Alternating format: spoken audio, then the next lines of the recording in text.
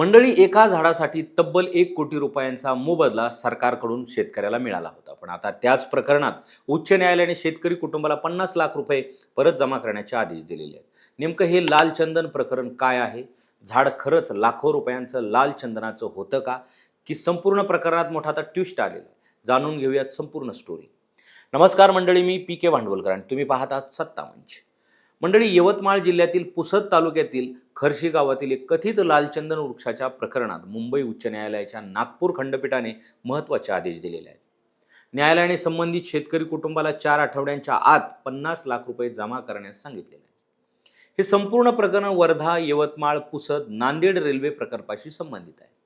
या प्रकल्पासाठी शेतकरी केशव तुकाराम शिंदे यांची जमीन संपादित करण्यात आली होती. त्यावेळी त्यांच्या शेतात असलेल्या एका वृक्षाला लाल चंदनाचे झाड असल्याचा दावा त्यांनी केला होता. या झाडासह इतर वृक्षांचा मोबदला मिळावा अशी मागणी शेतकऱ्यांनी केली होती. विशेष म्हणजे शासकीय नोंदीमध्ये हे झाड चंदनाचं असल्याचा उल्लेख केला होता. याच आधारावर न्यायालयाने अंतरिम आदेश देत रेल्वे प्रशासनाला 1 कोटी रुपये जमा करण्यास सांगितले होते. त्यातील 50 लाख रुपये शेतकरी केशव शिंदे यांना काढण्याची परवानगीही देण्यात आली होती. मात्र या प्रकरणात आता मोठं वळण तेव्हा मिळालं जेव्हा वन विभागाने बेंगळुरू येथील काष्ट विज्ञान आणि तंत्रज्ञान संस्थेकडून या झाडाची तपासणी करून घेतली.